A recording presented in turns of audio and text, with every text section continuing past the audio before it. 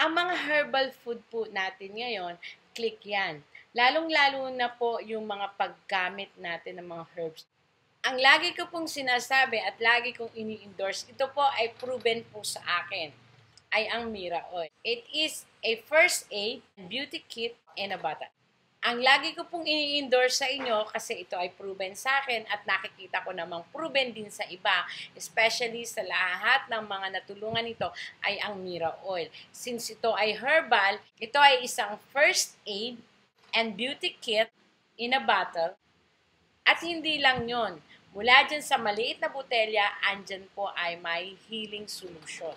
Kung saan ito ay galing sa isang herbal na chemical na talagang natural na natural. Kaya po sinabi natin chemical, sabi nila, bakit herbal tapos chemical?